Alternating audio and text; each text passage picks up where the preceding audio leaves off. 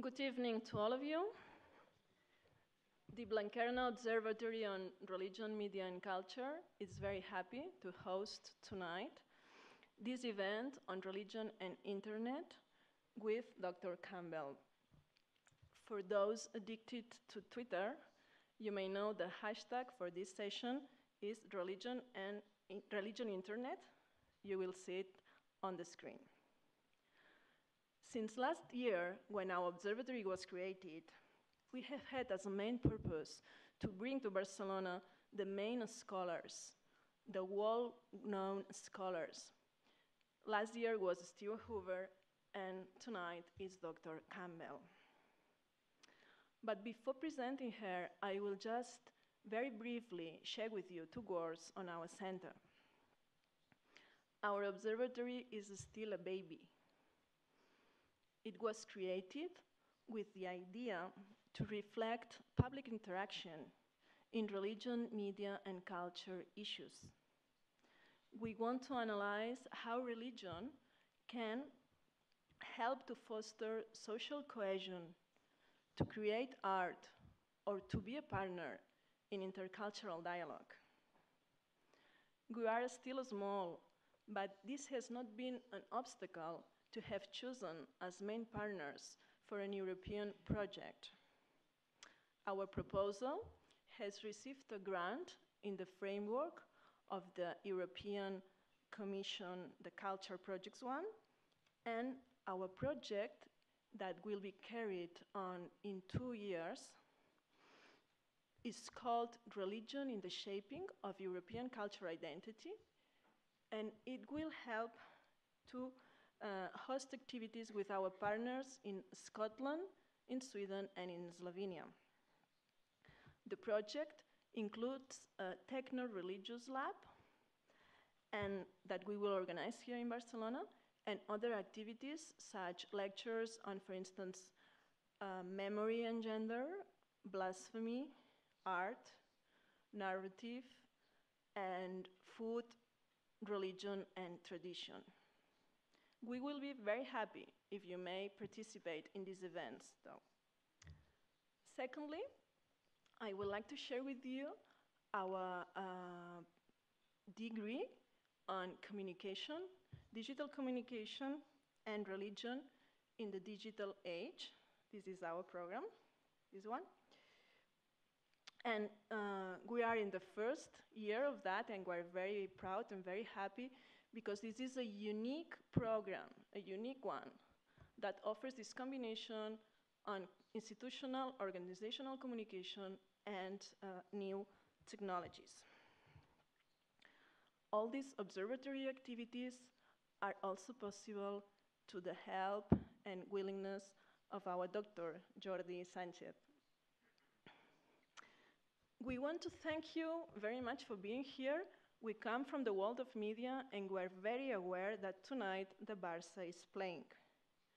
So, Dr. Campbell is going to have this talk, and she's going to talk 45 minutes, and then we will have time for questions if you have any. I have the honor to present our speaker. Dr. Heidi Campbell is probably the most known scholar on the research on internet and religion. I had the privilege to meet her in Turkey last year, and she was very happy to come to Barcelona in the framework of our observatory to share with you her insights on these themes. Campbell's teaching and research include the social shaping of technology, also the rhetoric of new media, and the intersection on media, religion, and culture, especially with the focus on internet. She deals with these issues since 1997. Her books include Exploring Religious Community Online, We Are One in the Network. Another book is When Religion Meets New Media, and a lot of others. Also, in this book, she investigates how communities such as the Jewish one, Muslim communities, and Christians they have their historic perception and the contemporary use of the media. Her current research now looks at how bounded communities domesticate the internet in the light of their core beliefs and their social values, and also the relationship between the online authority, religious authority, and established offline institutions and hierarchies. She lectures human communication and technologies at the Texas University in the United States. And when you and I had no email, she was already writing and reflecting on that. We're very, very happy to be here with you, and now you have the word. Thank you.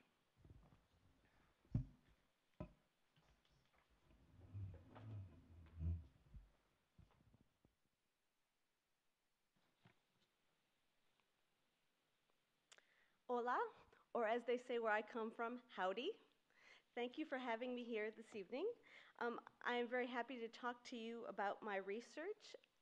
Today, my talk is Understanding Religion in a Networked Society, and I will be starting with an overview of the rise of religion online, and then talk a little bit about how 20 years of religious practice online have influenced and shaped digital culture, and what this has to say us about the state of religion in contemporary society. Religion online has been present on the internet, or at least early forms of digital technology, since the 1980s. As each new form of media has emerged, we have seen religious people bringing their faith and religious practice into these digital environments. So in the early 1980s, on what were called news groups and bulletin boards, we saw people of faith having religious debates, trying to talk between religious communities, and even forming religious services online. Up on the slide, you'll see a picture of one of the very first religious communities online. This was a Jewish community on the Usenet bulletin board service in 1984. In the 1990s, before the internet became public to many people in North America, religion was still playing an important role. The main medium of that day was email, and so people were using email to discuss theology and build early online religious communities, and talk about what it would mean to be church or temple or religious people of faith together online. As we move into the mid-1990s, and especially mid-1996, when the internet became public for many people in North America, we see people bringing their religious faith online and creating websites and online communities. This is an early website for Zoroastrianism in the mid-1990s, where people who were part of a religious tradition that was very much marginalized and only practiced in certain parts of the world were able to come together online to discuss their faith and religiosity. But we also saw people in many other religious traditions trying to practice their religion and import their religious rituals into the space. Here in internet cybersangas, people from the Buddhist tradition began to look at what would religious education or religious debate within a certain community, such as Buddhist communities, look like online, and what would the constraints be. Islam Online came about in the mid-1990s as well, and a very popular website even today, and looking at how could we bring religious debate, but also how would religious leaders give advice or issue fatwas online. And issues began to emerge about who has the right to give an internet fatwa, and what kind of constraints should those be. Should religious offline communities have the ability to regulate those religious groups and religious activities? And in Judaism, we also see the rise of resource websites like Virtual Jerusalem, and even more innovations, such as you'll see in the right-hand corner. This is the Comcotel. It's a webcam of the Western Wall. And through this website, you can email, still today, your prayers, and someone will physically cut out the piece of paper and place a prayer in the wall for you. So using the internet to help you take place in an offline ritual. And in the mid-1990s, we also saw in Christianity the rise of many cyber churches. So through chat rooms and windows, people could meet online and through mediated spaces and take place in a virtual church service. But religious leaders began to also, in the especially late 1990s, reflect on many of these experiments. Because many of the websites that I showed you were not created by a church or an organization. They were just created by individuals from a particular tradition. And so Buddhist monks began to debate, should monks surf the internet? Or what kind of either control or responsibility do monks have in evaluating these online expressions of their faith communities? When we come to 2000, we see the rise of new technologies, such as virtual world environments, and so we see religious groups experimenting with them. The Church of Fools was one of the first virtual reality church services that you could attend, where real ministers from the Church of England would kind of host services in this virtual environment in 2003 and 2004. And then with the rise of Second Life, the technologies became even more aesthetic, more interactive, and in Second Life virtual environments, you can find temples, you can find ashrams, you can find Christian cathedrals where people are gathering through virtual avatars to take place in worship services and build community online. We also see by mid-2000 the rise of social media and Facebook, later Twitter, and we also see the birth of YouTube, and many of these websites gave new possibilities, but also new challenges because of the kind of content they allowed online. So many religious communities responded by creating religious alternatives. So for Christians, if you don't want to watch YouTube, you can watch GodTube, which is a website that's run by a religious organization that monitors all the content that is online. Or if you're Muslim, if your Facebook seems problematic, you can become part of Milafat Facebook, which is a Muslim version of Facebook. And so as we move into the beginning of the 21st century, we live in a world that's inundated with social media, and people are bringing their religiosity into those new spaces. So we live in a world where Jesus has multiple Facebook accounts. The Buddha tweets on a daily basis, and our cell phones and smartphones are becoming extensions of our religiosity, whether they help us find out how to pray and when to pray, or reminding us of daily readings from inspirational scriptures. And related to this, for those who are scholars in the audience or academics, I encourage you to check out just one more website. This is a website I run called the Network for New Media, Religion, and Digital Culture Studies. And this is a resource website that documents many of these practices and trends that are happening, as well as points people to literature and scholars studying these areas. So what I've tried to show you very briefly is that we have had 20 years of people experimenting and bringing religion online, and people trying to translate traditional religious practices in very new ways. And so many scholars and many people in religious communities have become concerned in assuming that because of all these practices, the internet is completely changing people's expectations of religion and even what religion looks like in a contemporary society. So this presentation will try to give you a summary of a study that I've done, which was published in the Journal of the American Academy of Religion. So for, again, the academics who want more of the theoretical basis of some of the claims that I'm going to be making, I encourage you to check out this article or send me an email, and I'd be happy to email it to you.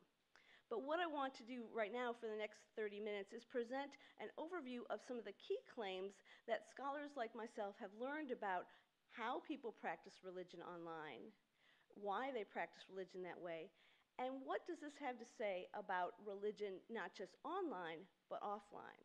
So I'm going to be making the argument that internet practice of religion online isn't changing religion, but what it does do is reflect some significant trends and changes in how people see religion in especially Western contemporary society that scholars of religion like myself should pay attention to.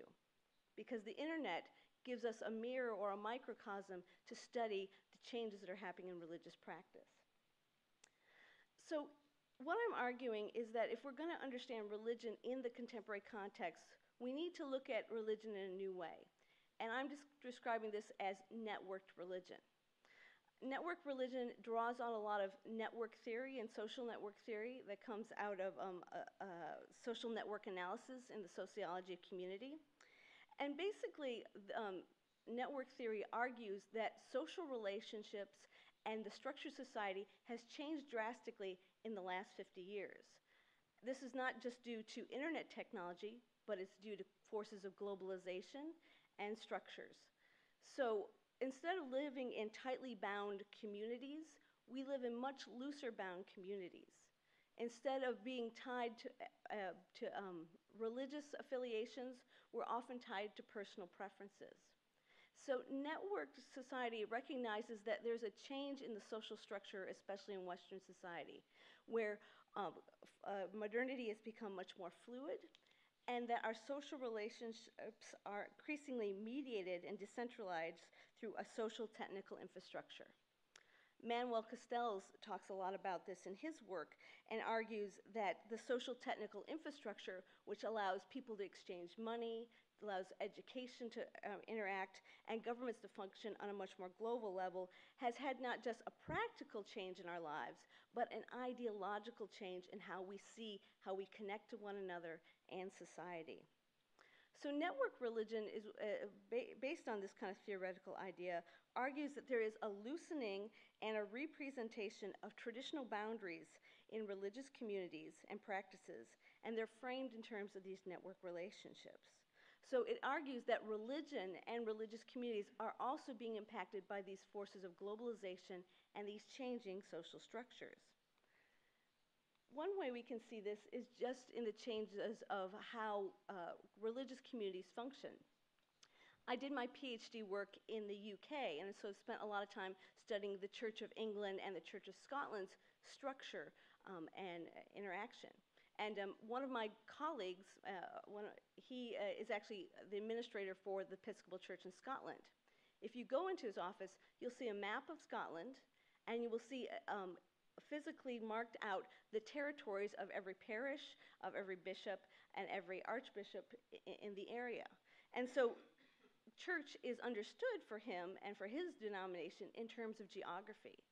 And this used to be how it was for many people. You went to the church that was closest to you physically in very geographic terms.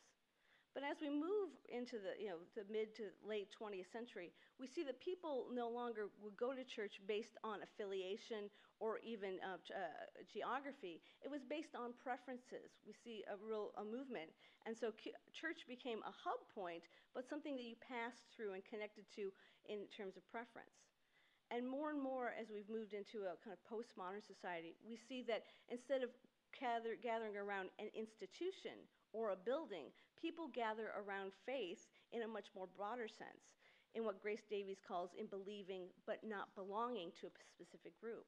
And so again, this idea of that society has become much more loosely bound can be definitely seen in religious traditions as well. So in this study, I did an analysis of 121 articles and chapters that appeared in the last decade related to religion and the internet. And in this analysis, I wanted to find out were scholars focusing on when they looked at religion and the internet. And so by just doing kind of a numerical counting, I found that these were the topics scholars were most interested in. They were interested in how was religious ritual being transported online, and how was either being changed or modified because of the digital environment. I found out that scholars were very interested in, were definitions of religion changing because of the digital environment? I learned that there was a lot of questions about authenticity. So so does the online environment, because it's mediated and digitized, mean that there's something inauthentic about the religious experience? And is a disembodied worship encounter seen as less than an offline worship encounter? And then there were also concerns about issues of how definitions of community, religious identity, and religious authority were changing because of the internet and internet practice. So after this, finding out what scholars were paying attention to, I wanted to find out what were their claims. So by looking more carefully at those studies and those areas of focus, I began to find out that scholars have come up with 5 key claims that they say what religious practice looks at online. And if you look at each of these in detail, which we will do in the next few minutes, I argue that not only do they give us a picture of how people practice religion online, but they also point to people's assumptions and practices of religion offline. So in brief, this idea of network religion, this changing idea of religion, is illustrated by convergent practice, and by that I mean the personalized blending of information and rituals. So religion online is much more personalizable and catered to the individual rather than the institution. Secondly, network religion is a multi-site reality.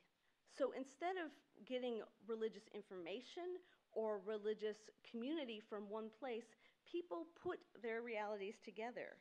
We see the embedding of online and offline connections and interactions.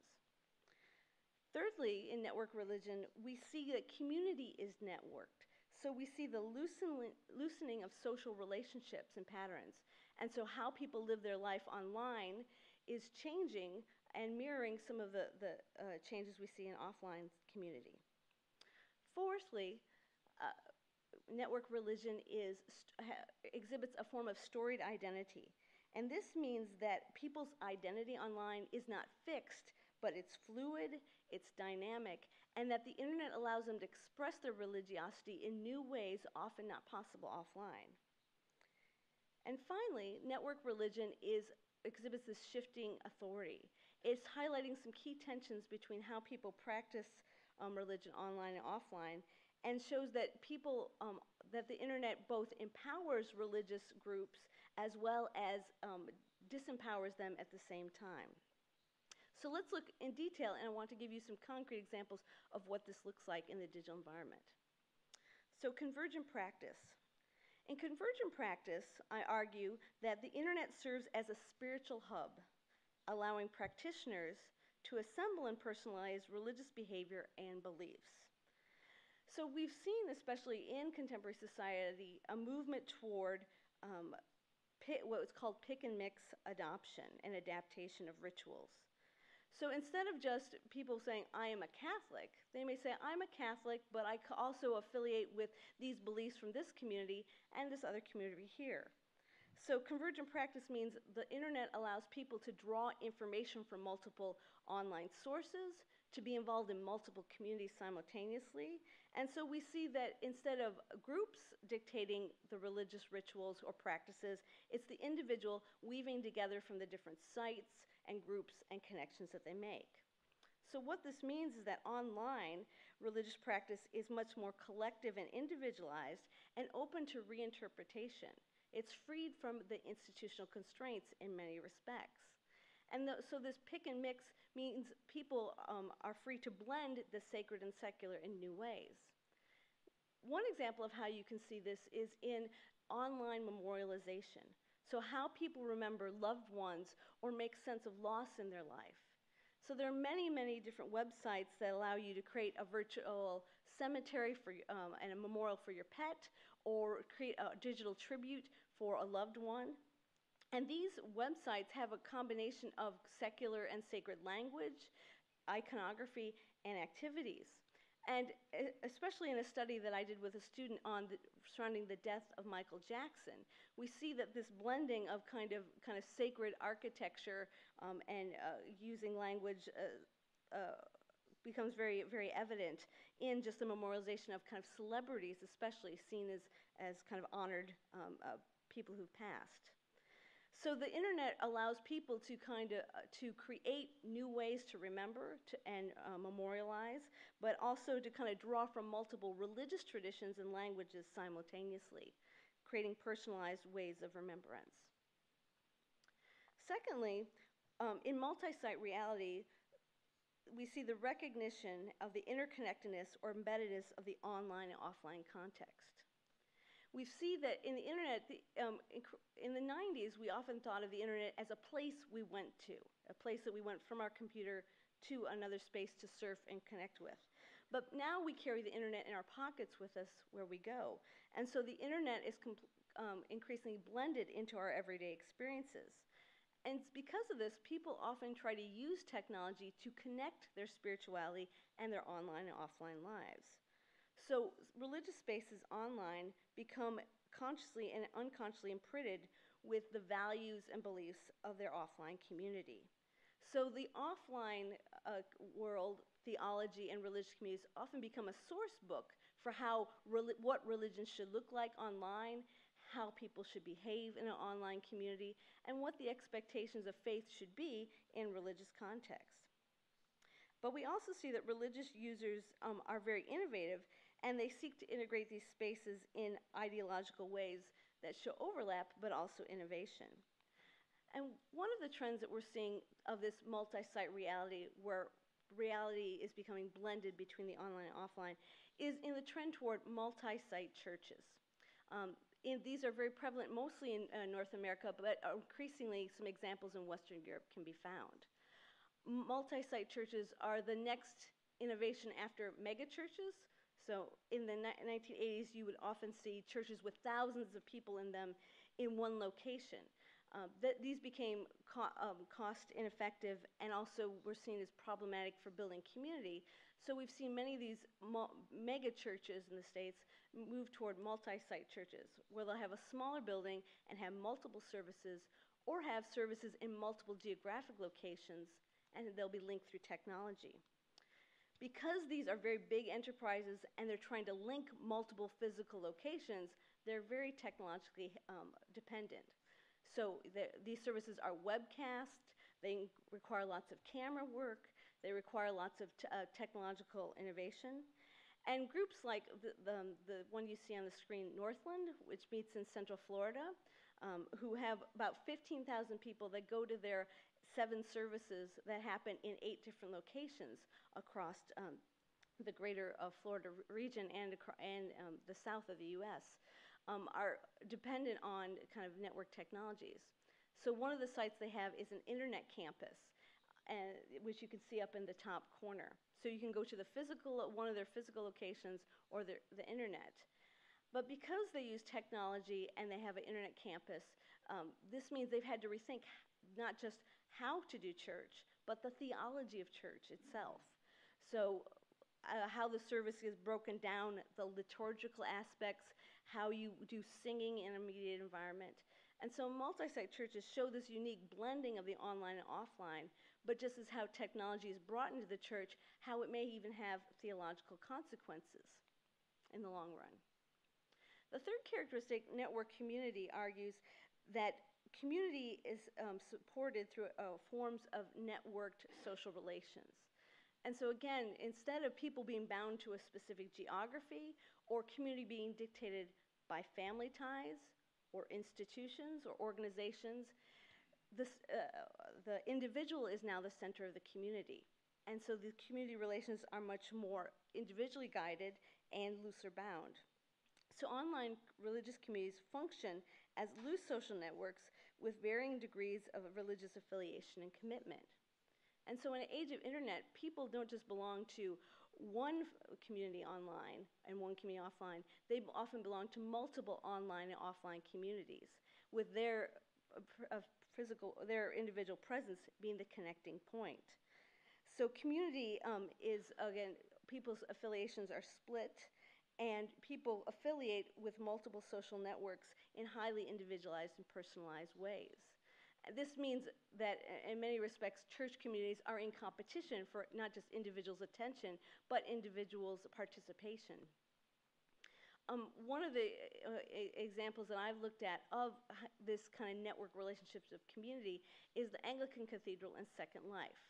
This was created by a group of Anglicans that met in the Second Life virtual world. They all had their avatars and they all met on an island in this virtual space and decided that they wanted to create a space where they could kind of express their Anglican identity.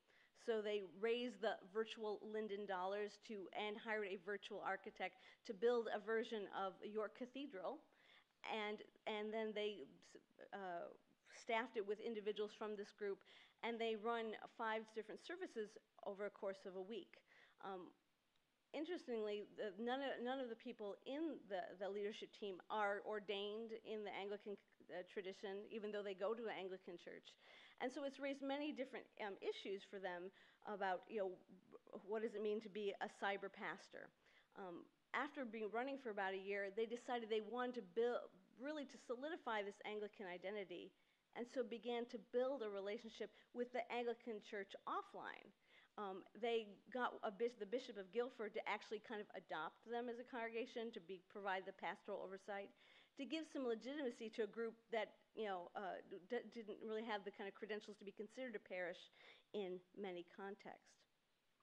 So we see here's a virtual cathedral that doesn't have a physical building, but it's being overseen by a pastor.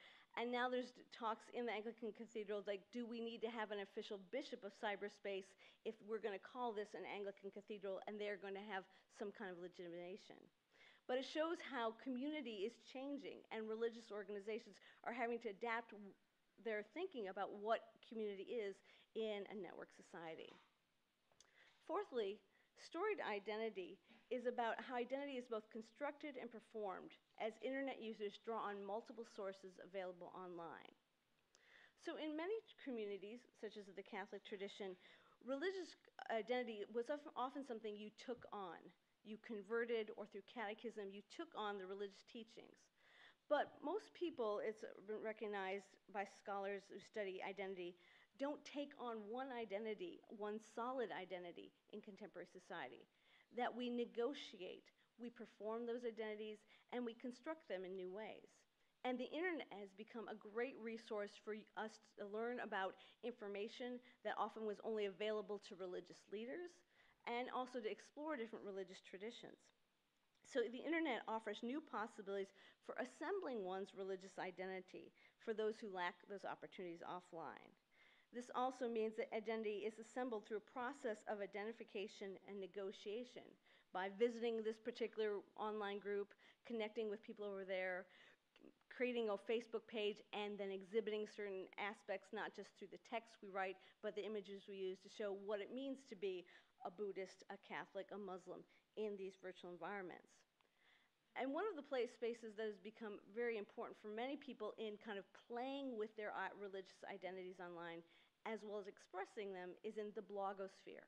So religious blogging is and the religious blogosphere is a huge, diverse area where people can kind of experiment with what it means to be a Christian, a Protestant, a Catholic, or maybe even a Buddhist Jew, and mixing their identities. There are many blog rings and blog communities for people who form these identities, and also to debate and negotiate issues of authenticity. And especially it gives space for people who may not have a space to talk in the offline world, such as women, children, and maybe people with fringe beliefs to talk. These beliefs, also the amplification of the voice through the blogosphere, means that sometimes the loudest voices may be disproportionate and may not be representative of a particular community. And so it raises lots of interesting issues for the last trait I want to talk about, which is authority. So in shifting authority, we see that the internet is contributing to shifting conceptions and practices of authority. So we see two things happening. First, we see the rise of new religious gatekeepers and spokespersons and authority structures online. So places like blogging, places like the Twitter sphere have all given rise to certain voices, and people with digital expertise now become religious experts because they have the ability to get their voices heard and get their stories out. But we also see, especially in the last 5 to 7 years, that religious organizations and communities are becoming very digitally savvy. So offline religious leaders are now using the internet to solidify their positions, and in some cases either take back control or solidify what they see as legitimate or orthodox positions within the internet space. So we see that the internet becomes a very important space both for new forms of authority to emerge, as well as old forms to reestablish and renegotiate their position. And one of the areas that I've spent looking at these tensions between the digital creatives and established authorities is within the ultra-Orthodox Jewish community. So within Israel. In 1999, several rabbis came together and issued a ban of the internet for the ultra-Orthodox community, especially within the Belz and Gur subgroups. This received national attention in Israel and international press coverage. However, because ultra-Orthodox Jews try to live in tightly bound communities and to have a distinct boundary between the secular world and the sacred world, this ban was problematic because many ultra-Orthodox Jews were able to be graphic artists, digital designers, so they could physically not have to leave the boundaries of their community to do work. And so it was soon discovered that this ban was actually was problematic financially for the community. So many of the rabbis had to rescind the ban or recontextualize it that the internet was banned for certain people or in only certain circumstances. Well, this kind of stepping back of the rabbis exhibiting their authority then gave an opening for many people not just to work in digital technology areas, but also to create websites. And so two examples here, Kugel and Baharet Haradim, were websites that emerged and giving space to religious voices that didn't have a space before.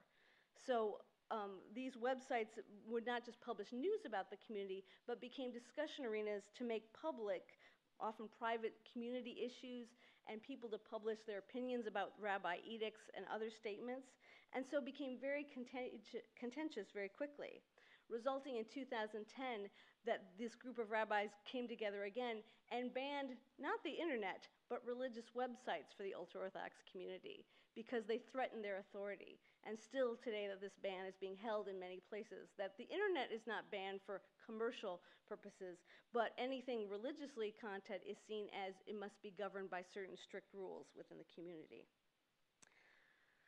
So through these 5 characteristics, what I've been trying to show is the ways that the internet has raised a lot of interesting tensions and challenges for religious groups and religious communities across many different traditions. But what I've also tried to argue is not just that these changes are happening online, that community is becoming more fluid, that identities are becoming much more individualized, that we see a blending of the online and offline. This is not just happening within religious groups, this is happening in other sectors of society. But also, if we look closely at these studies of religion, we see that religion online provides a microcosm for identifying different social and structural shifts that are happening in society today. And what I see is that network religion points to this trend within religious studies called lived religion. So that if we look at how people actually live religion, that they live religion in a way that's often different than how religious institutions and organizations say that society functions. And so religious organizations, I say, can learn from this careful analysis because some of the theological points that are put out, some of the structures of how they try to adapt to the online environment become problematic when they don't see these changes at work. So network religion highlights how religion is being reformed through network negotiations, that there are changes taking place. But it also shows that traditional religious narratives and practices are also changing. These changes that we see are not just happening for people online, they're happening offline as well. And so religion in a globalized society has become much more dynamic, much more transitional, and much more individualized and often anti-institutional in many respects. And so this requires religious communities and organizations to adapt or at least learn critically from the digital environment. Thank you. Okay. So we thank you very much. In 10 years, we will invite you again to see how the research is going and how the patterns have changed or not. Moltíssimes gràcies a tots vosaltres. També, si voleu rebre informació de l'Observatori, ens deixeu el vostre correu electrònic, Twitter, totes les xarxes socials que vulgueu. I fins la propera. Moltíssimes gràcies.